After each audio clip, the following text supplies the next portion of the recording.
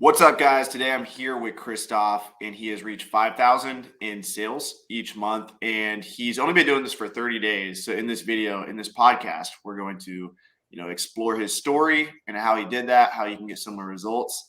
Without further ado, let's cut to the intro. Welcome to the Amazon Savages podcast. Hear the stories of Amazon sellers crushing it in the game and keep up with the latest strategies that are working. Sit back, relax, and remember, if you truly try and work really hard, you will make a ridiculous amount of money selling on Amazon. Welcome to the pod, Kristoff. How you doing? Good. How are you? Pretty good. We talked a little bit off air about your story. If you want to kind of elaborate on that, this is only your third month, and you said now you're hitting up thrift stores and doing a little bit of eBay to Amazon. So if you can walk us through, how you've had success and how you got up to 5K in sales. Yeah.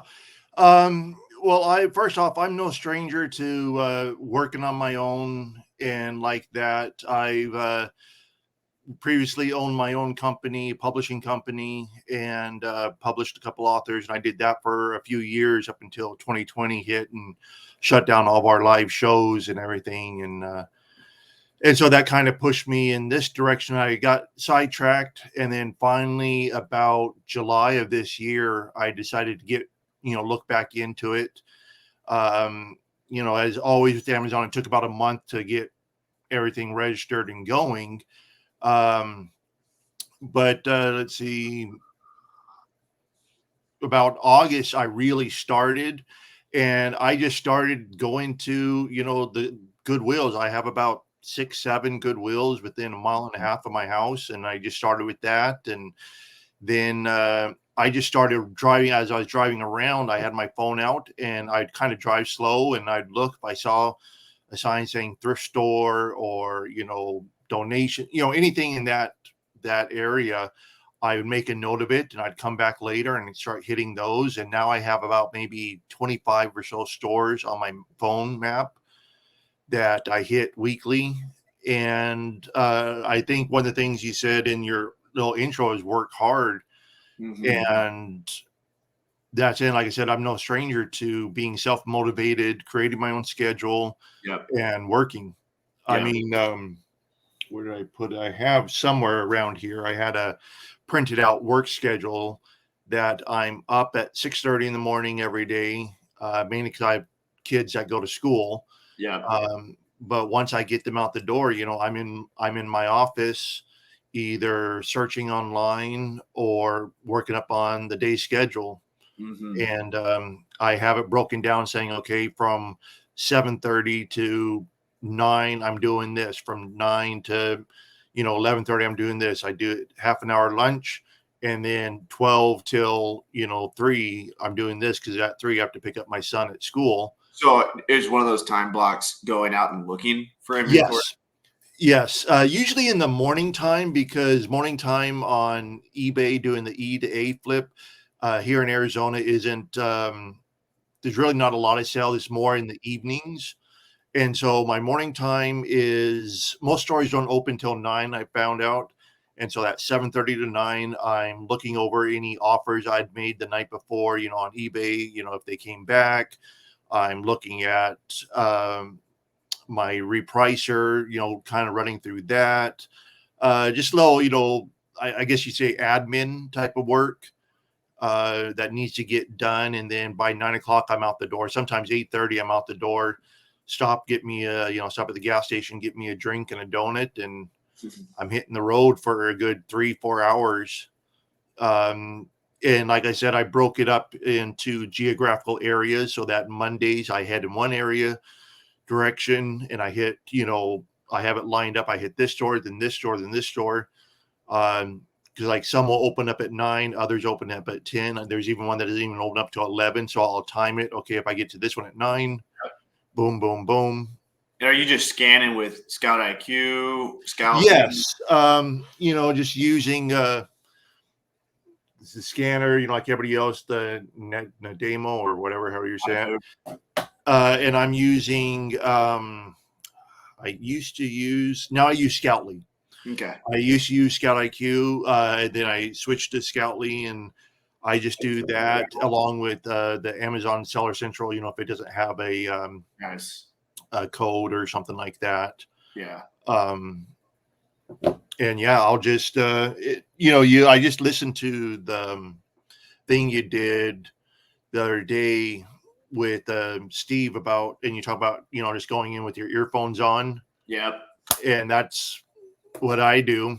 I go in and pull it up right as I'm walking in. I'm turning this on. I'm getting out my earphones. I'm putting it in. I'm pulling it up on my phone. I know the stores. I know where everything's located. Grab a cart, head there, and just start, going along. And just start at one end and make my way to the other. Do you know roughly like how many scans you're getting? Are you tracking any of that? I used to reset it every day to kind of see, but yeah, so that's typically what I do. I do try to reset it each day to kind of see not only how many scans I'm getting, but what is it saying my profit is. And sometimes now that's for me, because I like to shoot for a certain profit margin. So if it's saying a profit of $1, $2, I might leave it, and shooting for like $5 profit and stuff like that. And so when I get home, sometimes I'll rescan them just to get a better view of what I actually got. Yeah. And what the profit margin is, what I got and everything like that. Mm-hmm. And then, so yeah, I hit those in the morning. Depending where I'm at in town and how I'm feeling, I might, stop at, McDonald's or something, get a bite to eat and hit a few other places, or I might come home and jump on the computer and do some E2A. I have it set up that I ship out every Tuesday and Friday, and I use GoToLister. And usually it's the night before. I will scan everything, box it up, scan it, and set it for the next day shipment to ship out the next morning. Because there's a couple of different UPS places that I go to in direction of where I'm going to be going for that day. And so it's usually just maybe 2 or 3 boxes, nothing like, Steve's. It's like humongous. Not yet. That's my goal. He's been stockpiling those. Yeah. I think he stockpiling so he looks cool when he, yeah, 50 boxes. yeah. I've been to his house a few times, but those pictures are crazy. What he's got right now. And that's, like I said, this is my 3rd real month of doing it. And it's funny because, I should be hitting 5K this month, and I still feel, even though it's my 3rd month, I still feel like, dang, I know I can do more. Yeah. I'm, and maybe, I have a degree in economics and business. Mm-hmm. I worked 20 years in the finance world. My last real job was working in the tax department for an investment firm, multi-billion-dollar investment firm. And so, when it comes to crunching numbers and analyzing numbers, that's my wheelhouse. And then combine that with being on my own for almost 10 years of working, that I understand, running a business and what it takes. That it's a lot of times more than, a lot of times it's easier to go to a job, and come back compared to doing what we do, because it's, like I said, I'm up at 6:37, and last night I was working on stuff still at, I don't know, 7:30 at night, but not saying I worked, the 12 hours. It's, I got to go pick up my son. And I admit too, yesterday I was watching the World Series or the playoffs game too on my laptop while I was working on another screen. Yeah. So, it is what it is.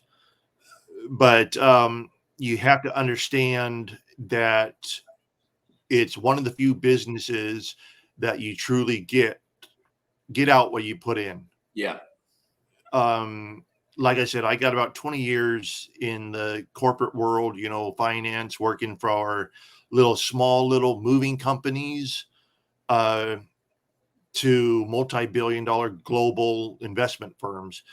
And unfortunately, one of the things they all have in same is that you could work your tail off and still not make a difference. for yourself. And, and that's always the first. While here, you get to see the results, and you work hard and you bring home, I got a pile always next to my desk of DVDs. Like I just looked here, I got like 20 or 30 DVDs. I got to, get ready to ship out. After this, I'm heading out to hit a couple other places. So I suspect by the end of the day, I'll have maybe 100 DVDs to ship out. Yeah. And then I get on my phone and look at Seller Central and see my inventory, reaching 8, 9, 1,000, items, and then seeing the sales, like the other day hitting, on average hitting 3, maybe 400 in sales a day. And, and which is great. But the same, my mindset, I see those sales and I start panicking like, oh, my inventory is going down. I got to replenish it. I got to get that inventory back up, but that's me. Yeah. So with the DVDs, do you have like triggers for those, like a sales rank range that you like to stay in? No, I just use the default triggers. I try to mess around with it one time. Are you like checking the Keepas? Because if you're doing eBay to Amazon flips, you're understanding Keepa. Are you like checking, making sure that they're getting sales? Yes. Yeah. And there are some that they'll show, high value, but not really hitting sales. And I will make a case by case decision. And those I'll usually do FBM. Mm-hmm. I don't like doing FBM just because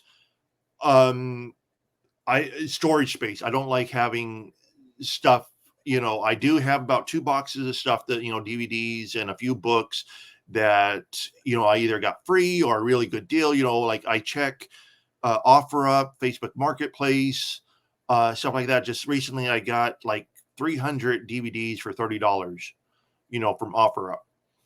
And typically maybe less than 10% are, good, but there were some in there that I'm like, maybe I'll hold on to these. I'll list them as FBM. Maybe I'll throw them on eBay, and hold on to them for a little bit.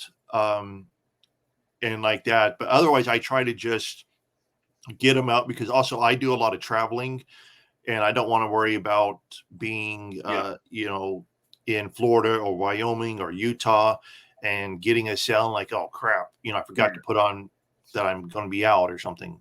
Mm-hmm. So are you noticing a difference between DVDs and Blu-rays, like acceptance rate? Are you doing Blu-rays much? I am. I do search for, when I'm going places, I look for I hit Blu-rays first, and then on to the DVDs. And the DVDs, I mainly look, I'm finding, series sets, like a whole series, or something like that, or like BBC, if anything that says, BBC, series like Acorn, they do, I found this one place that had like a lot of Agatha Christie and Midsummer. My mom watches all these Acorn BBC shows, and I've been finding those, and those sell for good price and quick. But yeah, Blu-rays is the better money makers. It's just, usually some places they charge obviously a little bit more for Blu-rays. There's a couple places I go to that are my secret spots, and that a lot of times they'll have sales either 4 or I've seen even 8 DVDs for $1, and it doesn't matter if it's Blu-ray or not. Yeah. And man, when I see those, I'm taking like 2 shopping carts, and I'm just, and that's where like the ones that it says it might not sell fast. And I'm like, for 10 cents or whatever, if it's going to make me $15, I'll get it, throw it on FBM, throw it down, like that. And like so I said, how are you arranging your FBM? Like, for anyone wondering what FBM is, it's merchant fulfilled, shipping from home. How are you storing that stuff in your house? Do you have boxes? Yes, I use bankers boxes, which is the, so it's not like your typical moving boxes, it's the removable lid and stuff. And like I said, I really don't have a lot here at home. I only have 3 of those boxes. In the reason I even started it last summer, about mid-August, I put on OfferUp or Neighborly or something, one of those, I can't remember which one, that if someone has unwanted books, I'll remove them for free. Mm-hmm. And at first I was getting, people like maybe 10 bucks or 15. And I'm like, okay, and if they lived in Scottsdale or something like that, I might be like, I don't really want to drive for like $5.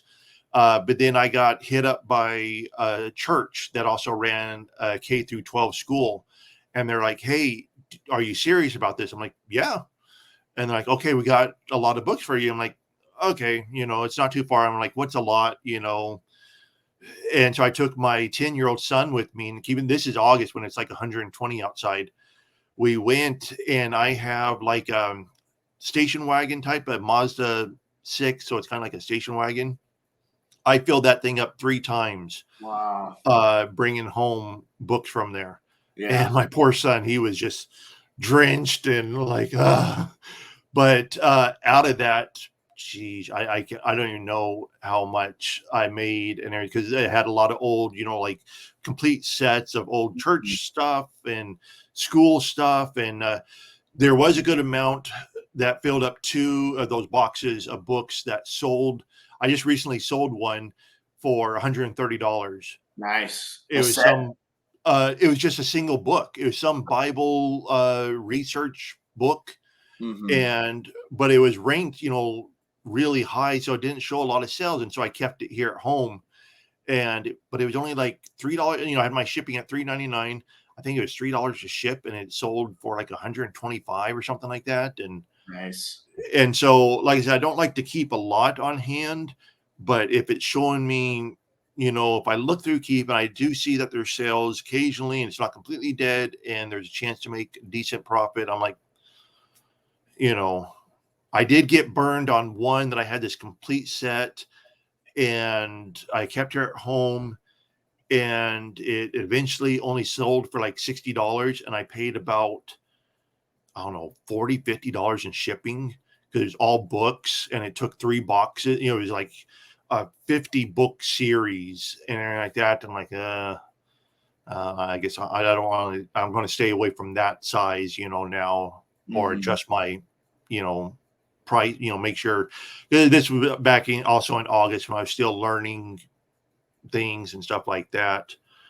But so yeah, I try to stay FBA, fulfilled by Amazon, majority. I'd say that's 90%, and then I have a theory that I don't know how true this is because I don't do it a whole lot, but sometimes I send big sets of books to Amazon FBA, even if they're like 5 million rank.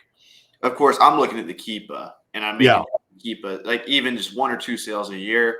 If it's a couple $100 set or even $1,000 set, sometimes like I sold a $2,000 set, and there was 2 other offers, merchant fulfilled. I was the FBA offer, so I sent it in, and I just matched their. Actually, no, I went above them, which is probably a stupid thing to do. I went like $700 above the low merchant, but I still buy boxed over them, and so I got the sale before them. But I have a theory that if there's only like 2 or 3 competing offers, and you send FBA and you match low price, and the book gets about 3 sales a year, which doesn't sound like much, you're probably going to be the next sale because you have Amazon Prime. Like very low chance that they purchase from somebody that offers 7 to 14-day shipping over you if you're priced at the same price as them. So I have a theory that if you ship it in and there's only a couple competing offers, it might not be a stupid thing to do, but at the same time, it's like you don't want to mess around with storage fees and space, especially like going in that's a tough thing to even like DVDs, and they used to do restock limits. So restock limits it was based on per unit, which was terrible for DVD and CD sellers because you can fit a ton of CDs in a box, a ton, like over 100. And so Amazon was dinging people for sending more units. They said you can only have 2,000 units total. And so if you send CDs, that's just a few boxes worth. Whereas if you're sending an item like a textbook, that's like way more. But now they do capacity limits, which makes more sense. It's based on space. So this one textbook is probably the size of like 5 DVDs, So yeah. And that's, like I said, that one big set I had, it was sitting in our kitchen by our fireplace, actually, because I set it there originally. I'm like, I ain't gonna move it. It's 3 boxes of stuff. I'm like, I'll just leave it there in the corner till it sells. And that's what I try to kind of stay away from now, is getting a large amount of FBM, so I don't want to deal with storage. Because here in Arizona, especially like it's DVDs, I don't want to store anything outside in my outside shed because it's not air conditioned. Mm-hmm. And in the summer, things melt, if it's plastic or anything. And so the good thing is you don't have to deal with the humidity. Yes. Yeah. That is the one upside. Yeah. Out here, I don't know where your FBA shipments go to, but in the wintertime on the East Coast, you got to really make sure you tape your boxes up good, because if it's snowing out and your FBA box is going in, your items can get wet, and then Amazon loses your items when in reality, like, they just got wet. They couldn't be sold. They're trash. So you got to make sure to pack your boxes good out here on the East Coast.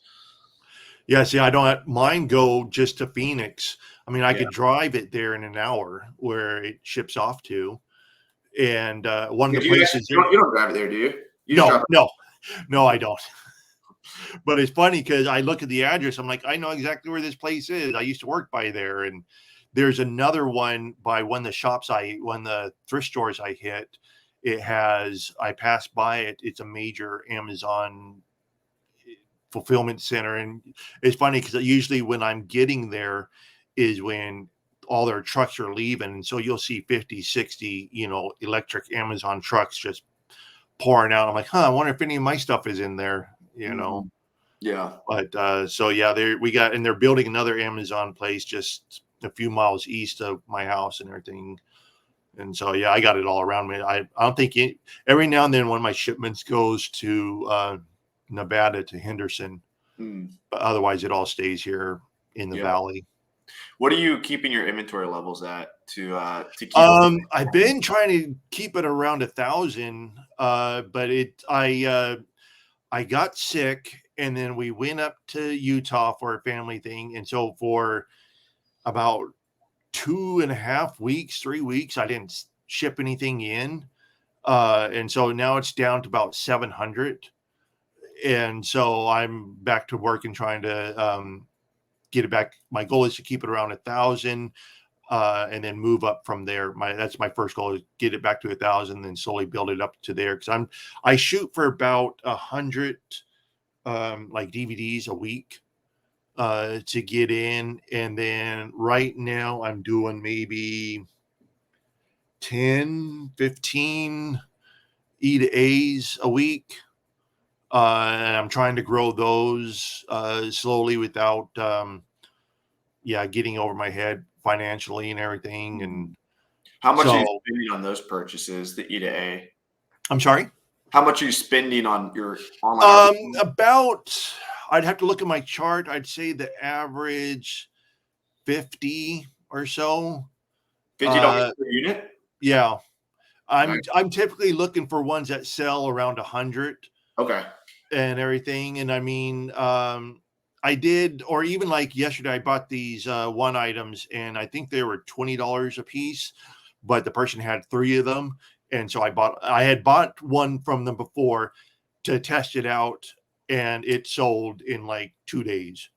I'm like, okay, that's what I thought. When I find something, I kind of spend some time looking it over. I look at Keepa, I look at the year long, I look at, the buy box, all that other stuff, because I'd been burnt before on getting IP complaints because I didn't catch that the brand was one of the sellers, on the buy box and things like that. And so I'm really cautious now with that. But once I find something, I'll buy a test one. And this was one of the test ones, and it sold like in 2 days. And so I turned around, went back to the seller. They had 3 more, and boom, dropped $60 right there to get the other 3, knowing that they'll arrive here, I think Friday. I'll ship it out most likely Friday evening, and I'm hoping by Monday, Tuesday, they'll start selling. Yeah. And so, but yeah, I'd say 30 to 50 is what I spend per item. Sometimes I'll jump up.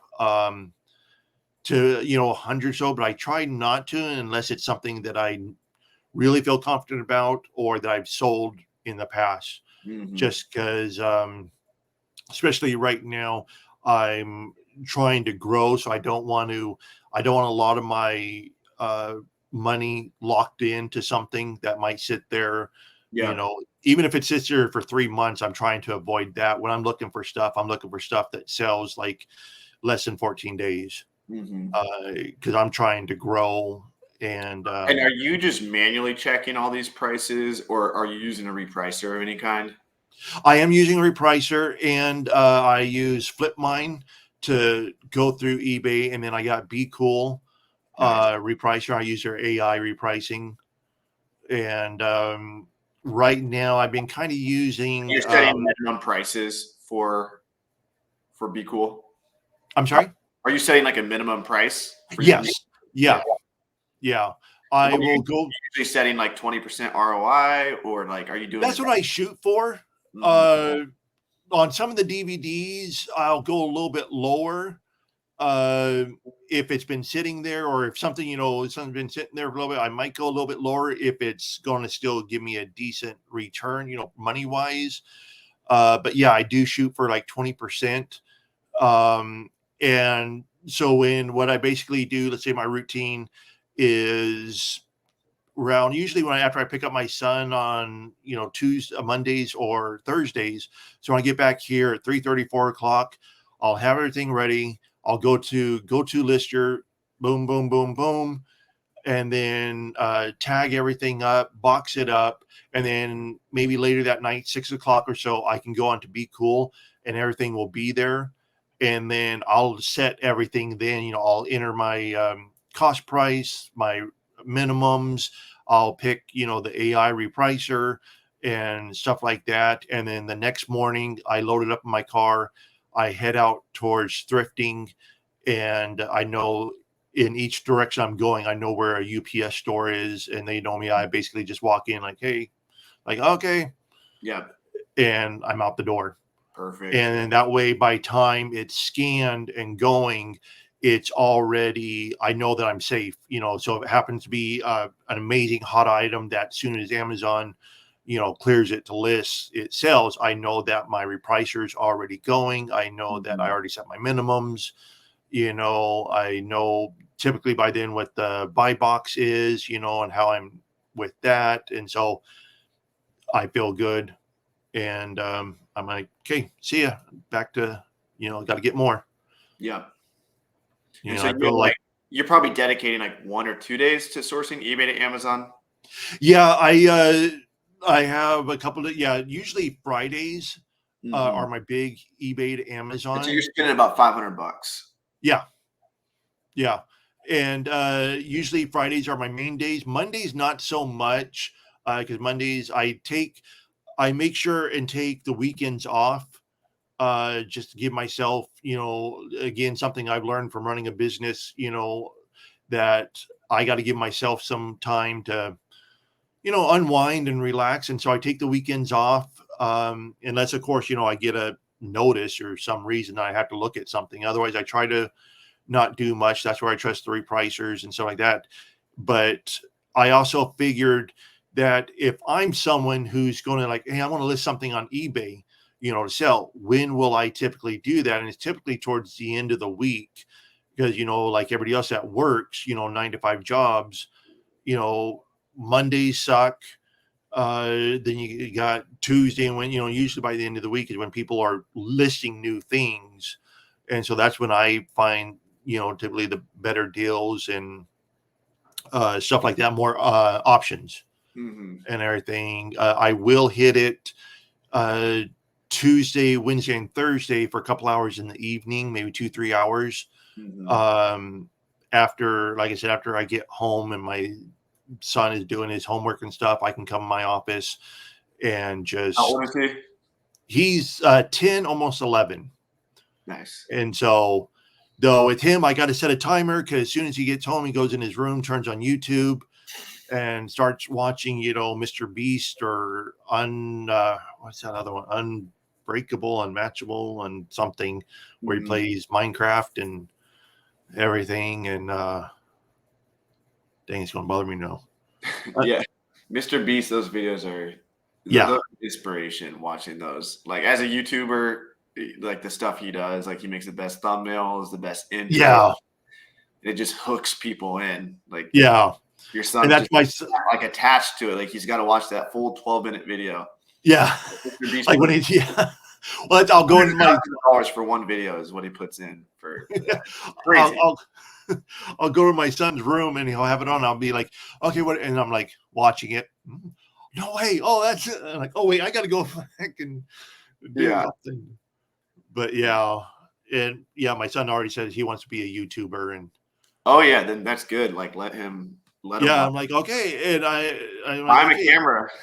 Yeah, well, I also do the Amazon influencing, and so I got approved to get paid for that about 2 weeks ago. Nice. And so that's something too that I have a schedule that I try to post 10 videos a week. And like one day I will write the script for 5 videos. Then the next day I'll film it and post it. Then the next day I write 5 scripts. Then the next day I film it and post it. Nice. Yeah, that's good. And are you getting any traction with that yet? Like any sales? Not yet. I'm getting hits, but yeah, I started that. And then again, I got sick and we went on vacation. And so I'm getting back to it. So I only got like 15, maybe 20 videos. And my goal for that is to quickly get to 100. And then after that, I'm going to bust it to get to 500, and it's like anything else. The more you fish, the more you catch.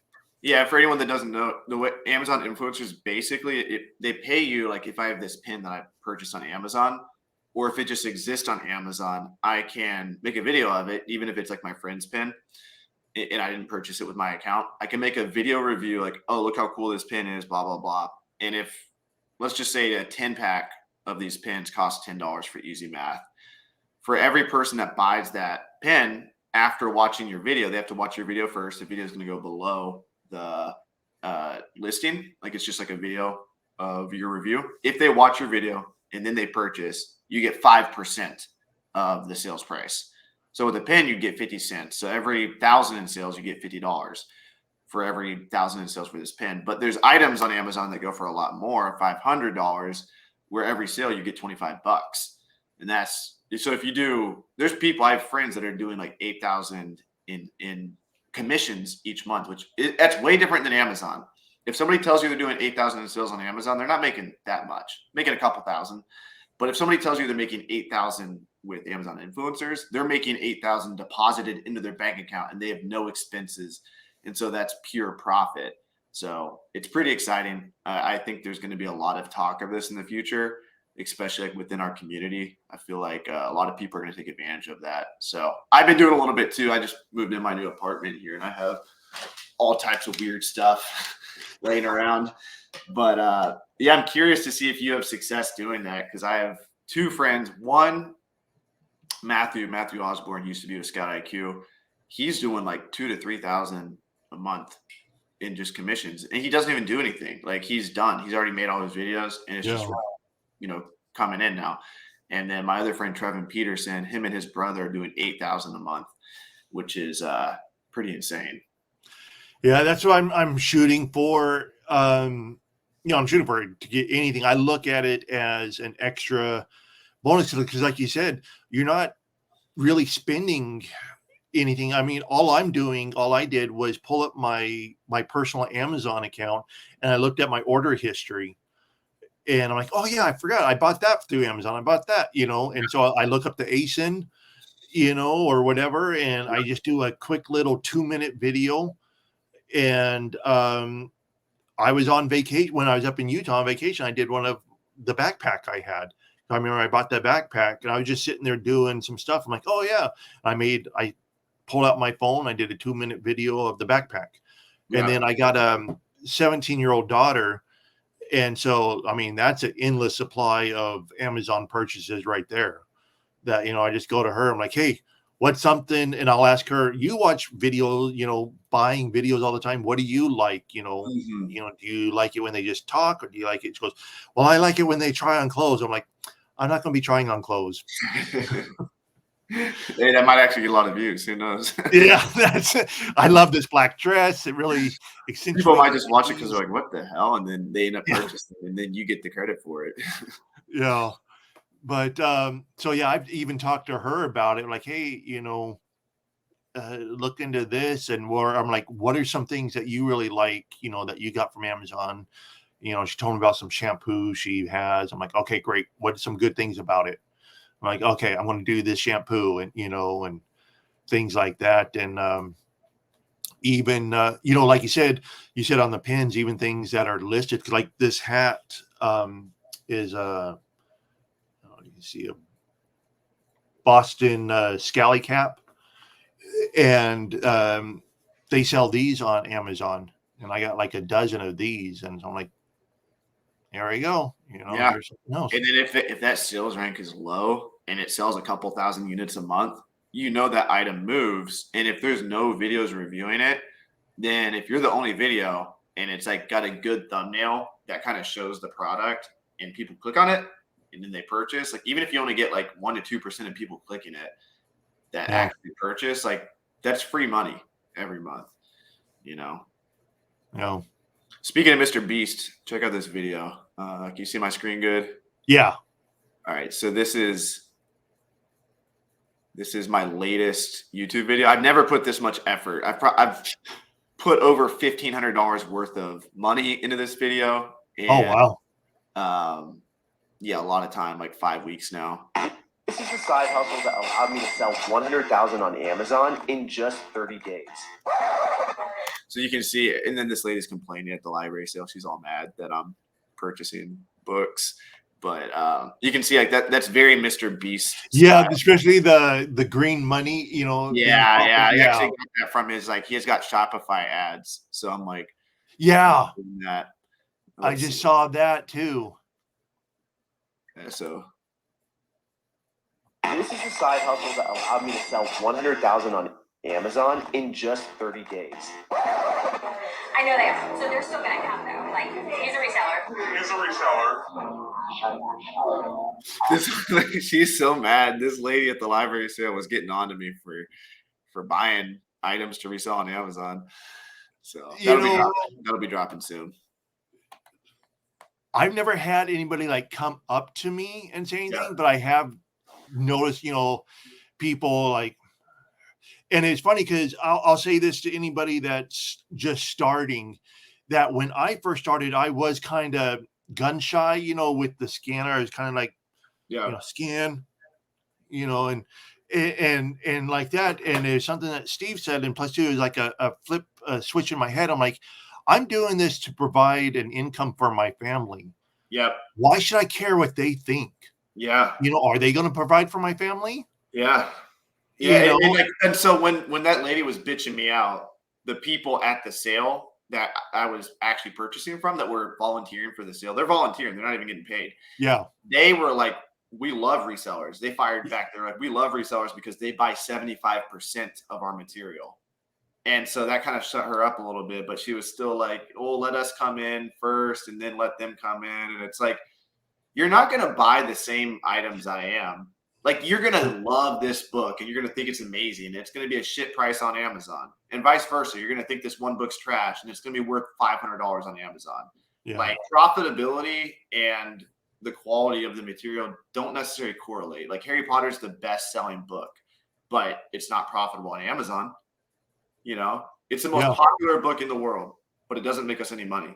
So you can take the most popular book in the world, like objectively one of the best books ever written, and it's not going to make us profit, but you can still purchase it. And vice versa. We're going to buy like Ohio State Biology 4th edition.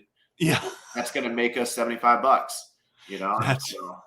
That's it. And, and that's something too, that it hit me. And like you said, that the stuff we're buying, where's it at? I bought a DVD yesterday. I'm like, what the heck is this? but it sells for like $25 or something. I'm buying it for $1. And I'm like, I would never watch this. This is, I'm sure, been sitting here a while, and like you said, every time I feel a tinge of people like looking at me or whatever, I'm like, okay, go ask the owner of this place.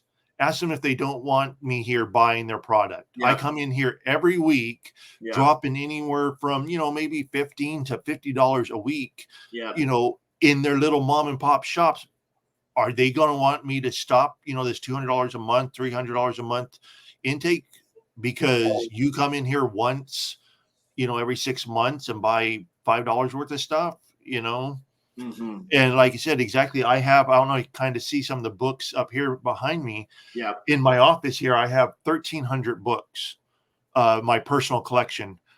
And I scanned some of them the other day, and there's maybe less than 1% that, I would sell. I mean, I wouldn't sell any of these, but, that would produce a profit and everything. And like you said, the ones that we're going for, very rarely are they the ones that woman or that person would want. Exactly. And so, but yeah, that was, I'll just say, for any new Amazon or, shoppers or whatever, just think about it. What's more important, hurting, not to be mean, but what's more important, someone getting pissed off at you because they're annoyed, or providing for your family, Yeah, exactly. And we're also providing books. This is what I elaborated on in the video. Like, after she bitched me out, I turned to the camera and I'm like, what she doesn't realize is we're providing these books for people all over the world. Yeah. And so somebody might want to read that 8th edition of some weird book, and nobody gives a shit here in Nashville, but somebody in Idaho might really want that book, and we're making it available for sale for $15. We pay $1, $2, $3. We get our profit. They get their book at the lowest price possible, by the way. We can't sell books if we don't price them at a competitive price. Yeah. So, and that's, I even perspective. Yeah. Well, I even get on when I show it to my wife, when I put an ad, like on OfferUp or whatever, and saying, I'll take any unwanted books, and people respond back and say, well, what are you doing with the books? I'm like, well, honestly, about 10%, most probably what you give me is only, I might sell. I'd say about 90% typically what I get in, I just end up donating because it's not, profitable. Like, well, I'd rather give it to a charity than give it to you. I'm like, I'm a self-employed, person. I'm the biggest charity there is. Yeah. So you're saying you'd rather give it to a multinational, a huge corporation where their CEO makes $800,000 a year in bonuses, compared to giving it to a guy trying to provide for his family. Good to know. And you're also not only providing for your family, but you're also giving the book to somebody who wants it. Yeah. So you're helping 2 people at once. Exactly. And that's, that's something I was talking to my son about, because he's all about making, what does he call it now? The cheddar. Yeah. He's all, I got to make the cheddar. And so he's asking, like, how do I? I'm sorry? The 10-year-old? Yeah. Yeah. Nice. He has a can collecting thing that he's talked to people. He has 5 or 6 people that message me every month, like, okay, we got another bag full of cans, and he collects cans. He makes about $40 a week in cans and everything like that. And he's looking to expand into books and stuff. And nice, but good. You get a little, like I told him, I said, living here in Mesa, where we live in the valley, there's a couple million people and we have access to, everything. I said, well, you don't understand. I used to live in towns that had like 1,200 people, and you had to drive 3 hours to get to Duluth to do shopping. I said, those people, their main source is Amazon or, stuff like that. And so I said, we're able to find these rarities and put on Amazon and get it to them, and stuff like that. And I said, so we're, like you said, we're helping out people. Yeah. I don't feel 1 ounce of like, what's the word for it? Like dirtiness, or like I'm doing anything wrong. I actually feel like and the thing is this, when you start purchasing from like small mom and pops or library sales that truly care about the revenue they're generating, those people are so grateful for us. And Yeah. so they're grateful for us. We're grateful that we make money so we can provide for ourselves and our family. And then we don't really get to see this too much, but we're also providing the book to somebody who really wants it, even though we don't get to shake their hand and see their face. Like, we have hundreds of customers every month that purchase from Yeah. us. And they truly are really excited that they're able to purchase that product, get 2-day shipping, Amazon Prime, and have it delivered, Yeah. to their house. So Exactly. yeah. And I've had some of the places now that I go to frequently, and as I'm going along, like, oh, did you find any good ones this week? And like, be sure and check in here. And I'll even talk to them like, hey, when are you guys going to do the 4-for-1 sale or whatever? Like, oh, let me check our calendar. Okay, yeah, I'll be on this week. I'm like, okay, and stuff like that. And some of the smaller ones, it's okay, when's the best time to come? And you find out different things like that. And it just, you're nice. And it's funny because I went to the downtown Mesa library. It has a bookstore in the library, and I went there last night, and the workers were gone for the day. But after I was done kind of scanning through, I was kind of like cleaning up things and reorganize, pushing back the books after a long day of kids coming through and kind of cleaning it up. Because I've gotten to talking with some of the elderly women that work there, and I know them by name and stuff like that. And so almost when I see them next day or so, and just kind of talk to them, and you do that, and you be nice to them. You be nice, and people be nice to you. And I mean, yeah, you run into the Karen every now and then, but are they going to be willing to pay your bills? Yeah, I don't even get like upset by them because they just have a completely different perspective. It's like arguing abortion with someone. Like, they're just Yeah. arguing different points. Like, they're talking over each other. It's like they don't even see my perspective at all, and they see Yeah. it as something different. So like, I don't even judge them. I understand. And I just, but I think it's part of it is because like our apps make a cha-ching noise and shit like that. So like, we're like cha-ching, like sounds like we're in a fucking lottery. Like, Yeah. Well, and everybody thinks, well, I'll do it. I'm like, okay, do it.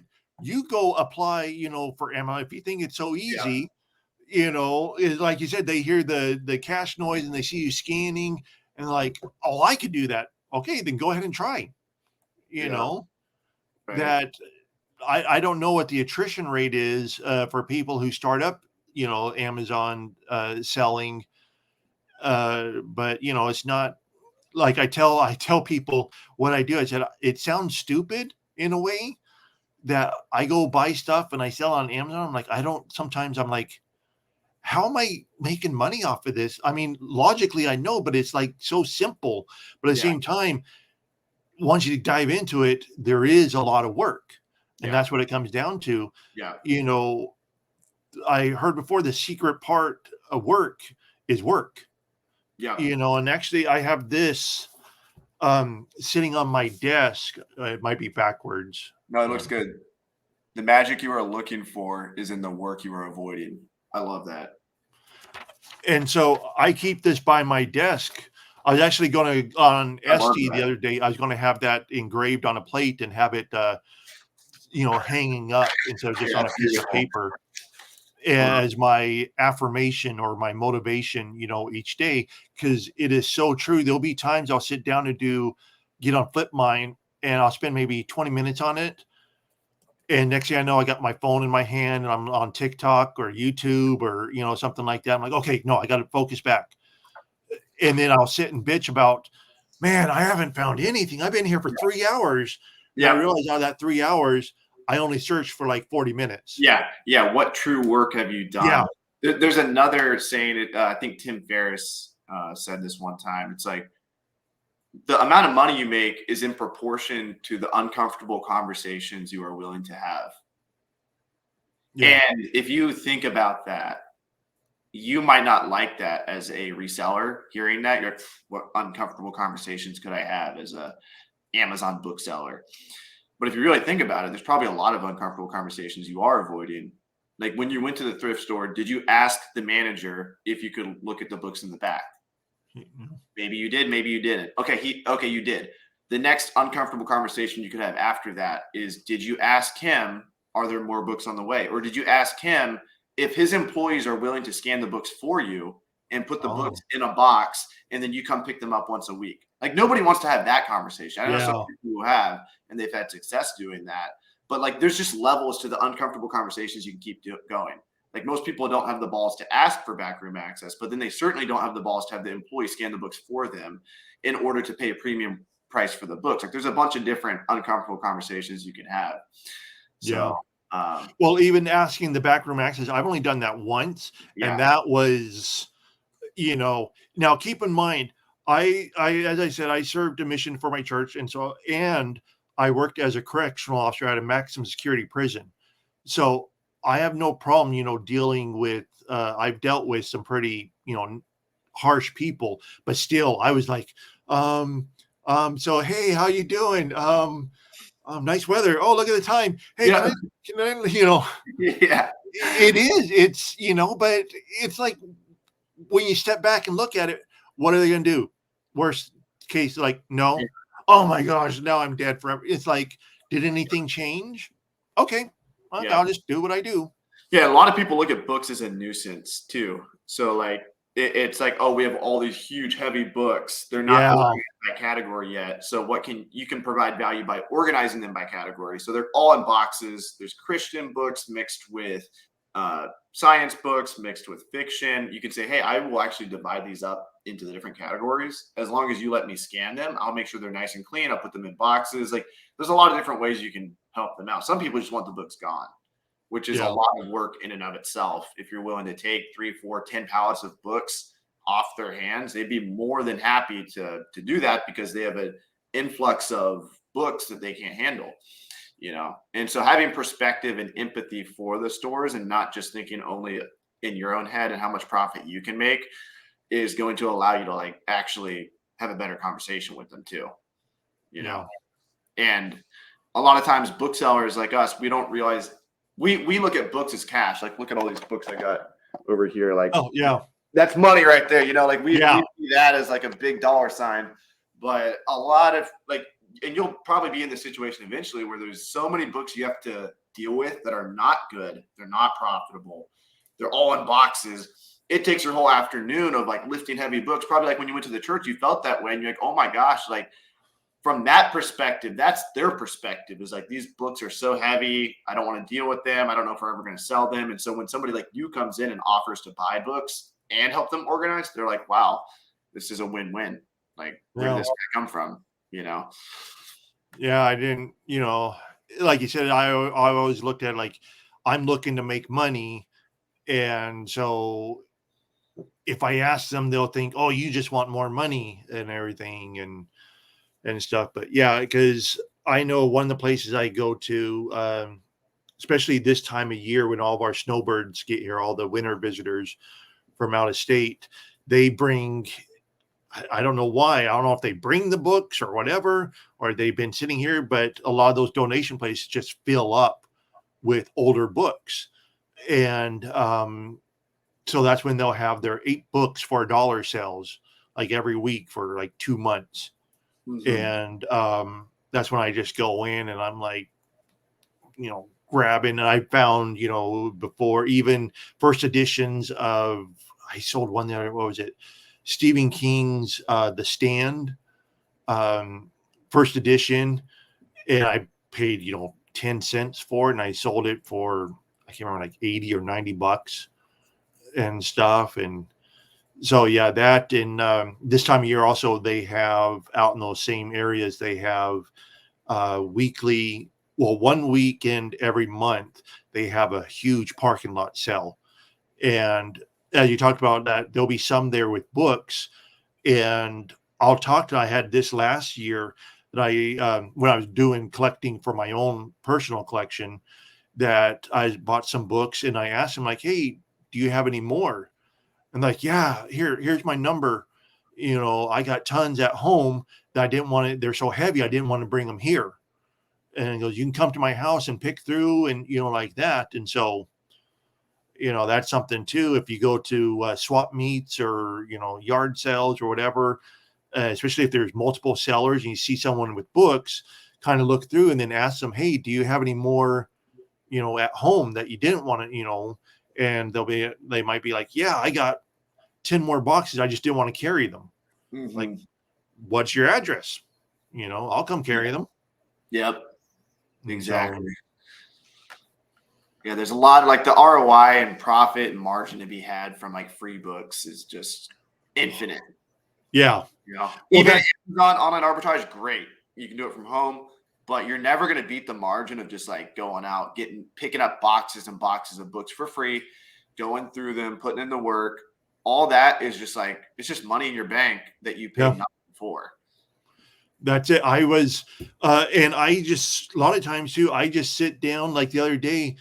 It was a Sunday night and my wife and son are watching, I think The Simpsons or something. And I plop on the couch and I'm just sitting there and I'm scrolling through Facebook Marketplace and I see a guy that has 10 D&D books for, I think it was $40.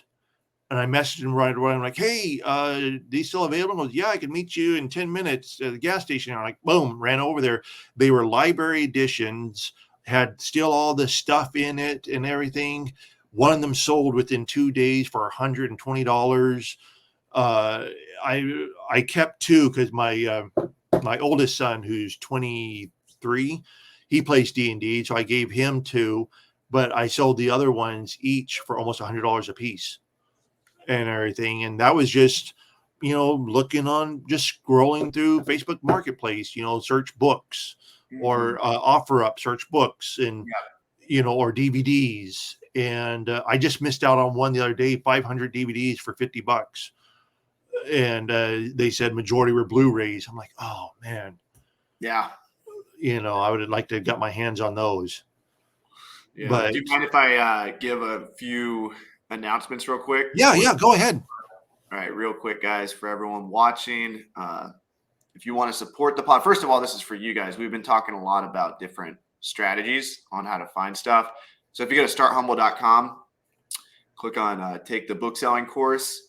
We have a 5-day book selling workshop here. This is brand new content. And also Kristoff's mentioning, a bunch of different strategies, sourcing books, Facebook Marketplace, stuff like that. That's all in module 2 here, 100% free. You guys can look at, how to dominate library sales, how to post on Craigslist, how much to pay students for textbooks, a bunch of different things like that. We have probably over 100 hours of content here for you guys. So that's starthumble.com. Also, there's Miami Sellers Conference coming up in March of next year, Miami 2024. If you guys go to miamisellersconference.com, you can purchase tickets. We're going to have booksellers there, online arbitrage sellers, and also wholesalers as well. So we look at having 300 plus people this year. That's our goal. And so it's $500 for our 2-day event. So, and then it's $300 for the after party if you guys want to come to that. The price is not going to get cheaper. Last year it was $1,500. And by the end of this year, the price will be over $1,000 for all the events. So you guys can get the events now for $500 for 2 days and then $300 for the after party. And lastly, if you guys aren't already, you can save time, listing your items with GoToLister. So just go to GoToLister.com, click on free trial. And for anyone on the fence about using GoToLister, listen to what Steve Rakin has to say about it. The number one thing I love about it most is it helps me list and process my items that much faster. And as you know, if you want to grow your Amazon business, speed is the name of the game. If you're thinking about selling on Amazon or you're already selling and you want to be able to grow your business quicker, definitely check out GoToLister. Appreciate you, Avery, for creating the software, and it's really helping me grow my business. Much love. So GoToLister is the fastest listing software that exists out there. You can scan your items literally as fast as you want. You don't have to wait for Amazon's slow response time. So even if your Wi-Fi is not good or you're like out in the middle of nowhere, you can scan. And then when Amazon takes their time to return the FNSKU, they'll return the FNSKU and you can print it out and label your books. I personally think it's the best, fastest listing software out there right now. We're only making improvements. Dom is coding every single day, like 8 to 10 hours a day. And obviously I'm here working on promoting it. So we're both 100% in with this software. And we'd love to have anyone who's not currently using GoToLister to sign up. So go to GoToLister.com if you want to support the podcast and me. And appreciate having you on, Kristoff. That Thank was you. amazing. I think the people are going to love, the story that you just shared. And there's definitely some good tips in there. So Thank you. appreciate having you. See ya. See ya.